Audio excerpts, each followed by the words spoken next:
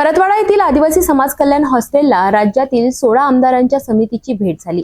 यावेळी आदिवासी विद्यार्थ्यांनी आपल्या अडचणी थेट आमदारांसमोर मांडल्या। विद्यार्थ्यांच्या मागण्यांमध्ये ग्राउंड लायब्ररी, वसतिगृहातील सोयी सुविधा आणि रस्त्यांची दुरावस्था यांचा प्रमुख समावेश होता।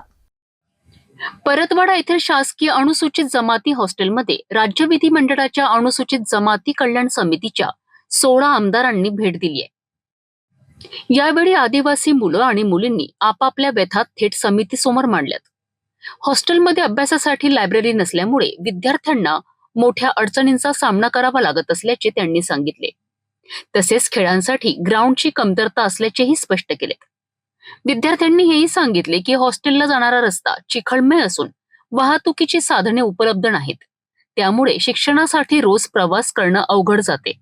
या व्यतिरिक्त विद्यार्थी प्रवेश क्षमतेत वाढ करण्यात यावी अशी मागणीही विद्यार्थ्यांनी केली आहे। अनुसूचित जमाती समितीचे अध्यक्ष दौलत दरोडा, स्थानिक आमदार केवलराम काळे यांच्यासह सर्व आमदारांच्या समोर विद्यार्थ्यांनी प्रश्न मांडलेत।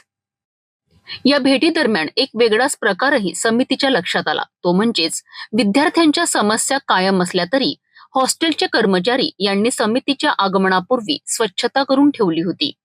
आदिवासी विद्यार्थ्यांच्या मागण्या लक्षात घेऊन आता समिती आणि शासन कोणते ठोस पावले उचलते याकडे सर्वांचे लक्ष लागले आहे।